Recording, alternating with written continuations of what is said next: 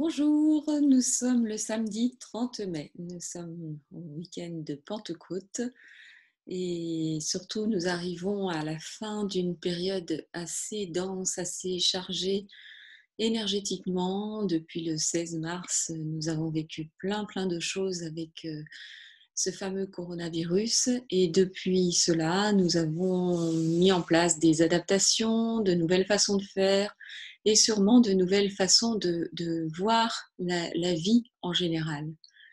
Donc là, je me propose de me mettre au service avec le jeu, donc l'audace de l'âme, euh, dont je vous présente la boîte ici, voilà, de faire un point de là où nous en sommes et de voir, si vous voulez, comment on peut prendre de la hauteur avec ce que nous vivons actuellement, notamment en cette période où le retour à la normale, si tant est que l'on puisse parler de normalité, semble se faire, puisque dès mardi, des établissements tels que les restaurants, les hôtels et beaucoup de choses vont être réouvertes.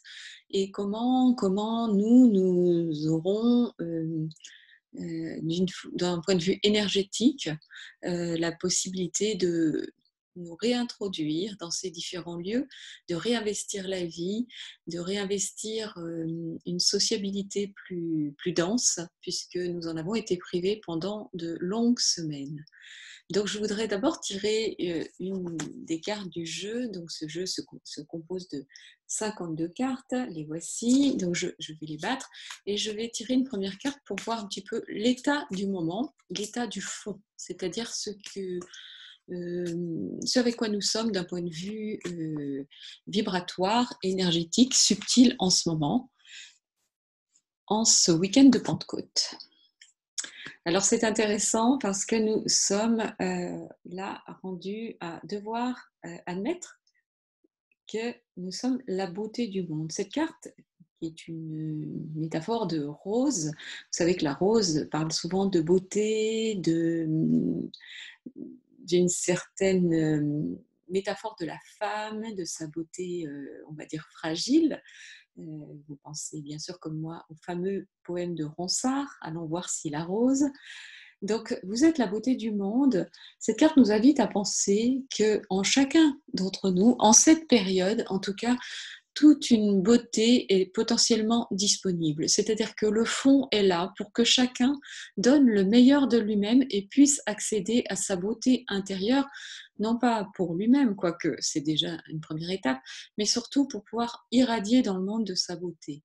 Donc la proposition énergétique du moment, c'est ça, c'est comment vous pouvez être certain de façon affirmée à l'intérieur de vous que vous êtes une belle personne, certain de pouvoir accéder à cette part belle de votre personne et de pouvoir irradier cette part belle. Là, pas de fausse modestie, pas de culpabilité, pas d'orgueil non plus. C'est juste tout simplement être dans sa beauté. Là, il se trouve que c'est une rose qui est représentée, mais quand vous voyez une jolie fleur à l'extérieur, vous dites, mon Dieu, qu'elle est belle, ou un chat magnifique, vous appréciez sa beauté, point, ni plus ni moins. Donc la proposition du moment, c'est d'être avec sa beauté et d'une certaine façon de s'autoriser à la diffuser, à la partager. J'ai envie de dire, le monde en a besoin, et d'autant plus qu'il y a eu une période de noirceur, de tristesse, de difficulté. Donc le monde a besoin de voir fleurir ces fleurs éclatantes pour continuer j'ai envie de dire, tourner rond. Alors, qu'est-ce qui pourrait faire obstacle à cette irradiation de beauté, à cette manifestation de beauté? Ce qui pourrait faire obstacle, c'est la métamorphose. Alors, la métamorphose, c'est, vous êtes bien d'accord avec moi, le fait de prendre une forme nouvelle, et ce qui peut, d'une certaine façon, faire obstacle à accéder à cette beauté naturelle et innocente de chacun d'entre nous, c'est sans doute une forme de peur. Une peur d'une transformation, en fait. Je peux pas voir autre chose que de la peur.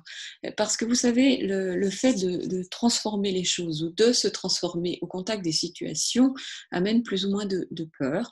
Et ces peurs peuvent parfois être complètement aliénantes. Par exemple, si on revient sur l'idée de la beauté, on a pu dire souvent à une petite fille: arrête de faire ta fière ou arrête de faire ta jolie, et du coup l'empêcher finalement d'accéder à cette beauté intérieure et à oser l'exprimer extérieurement. Donc elle va s'arranger pour la camoufler.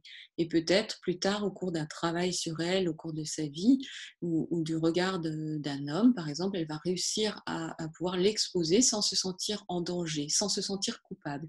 Donc là, l'obstacle, ça pourrait être en effet la culpabilité, la peur, qui font qu'il y a un frein à oser exprimer la puissance de votre beauté intérieure, de notre beauté intérieure. Je me mets dedans, c'est pas plus facile pour moi que pour les autres, et de façon à vraiment nourrir le monde comme une rivière claire et limpide pourrait, on va dire, irriguer les plantations, par exemple. Donc, continuez à croire en votre beauté, ne mettez pas de frein, au contraire, exultez, prouvez que vous pouvez irradier comme tout un chacun et le monde s'en portera mieux. Alors, n'ayez pas peur. Alors, qu'est-ce qui va être soutien, du coup, à exprimer ses beautés? Je tire la carte numéro 3. C'est la dualité. Alors, qu'est-ce qui va soutenir? Donc là, ça ne va pas être la dualité, mais la non-dualité, hein, on va le prendre dans l'autre sens, puisqu'on parle de soutien et non pas de contrainte. La non-dualité, c'est croire finalement que tout est dans tout. Et là, j'en reviens à mon exemple de tout à l'heure. Vous êtes là à admirer une beauté de la nature, quelque chose d'extérieur à vous. Quand vous faites ça, vous êtes juste dans cette idée que vous avez également cette jolie part à l'intérieur de vous. C'est-à-dire que la beauté d'une fleur, la beauté d'une personne que vous admirez, n'est autre que le reflet de votre propre personne ou d'une part de vous qui est jolie et qui demande à s'exprimer. S'exprimer, c'est-à-dire à sortir de vous. Donc en fait, ce qui va soutenir votre expression propre de votre beauté intérieure, parce que c'est attendu là actuellement dans cette période pour remettre de la lumière dans les tuyaux, j'ai envie de dire, c'est que vous soyez sensible à tout ce qui est beau autour de vous, que vous alliez vers de belles choses. Et c'est pas forcément, encore une fois, je dis souvent ça, mais je le répète parce que si on attend d'atteindre la lune, on n'y arrivera jamais. C'est pas forcément des choses immenses, des choses grandiloquentes. Ça peut être dans la simplicité. La beauté d'une tasse de thé avec le ray de lumière le matin, mais c'est juste énorme. Donc je vous invite vraiment à prendre soin de tout ce que vous pouvez observer de beau. Donc avec le principe de la non-dualité, si vous trouvez une chose belle, si vous trouvez la nature belle, vous êtes juste en train de vous révéler à vous-même votre beauté. Et ensuite, vous la diffusez dans le monde. Ça fonctionne ensemble, ça résonne ensemble, ça rentre en résonance. Et c'est ainsi qu'on fait monter le niveau vibratoire des personnes, des lieux, des situations. Donc soyez vraiment attentifs à cela, puisque ce tirage concerne la semaine qui va s'écouler. Surtout, surtout que parallèlement à cela, nous allons être amenés à vraiment retourner dans le monde, à vraiment plus nous côtoyer à nouveau. Donc c'est vraiment important qu'on soit sensible à cette évocation de la beauté extérieure et intérieure, puisqu'il s'agit de la même chose, je le répète. Et pour aller plus loin, pour avoir vraiment le mot de la fin, on va dire, je tire une quatrième et dernière carte, et là je tombe sur le soleil rouge.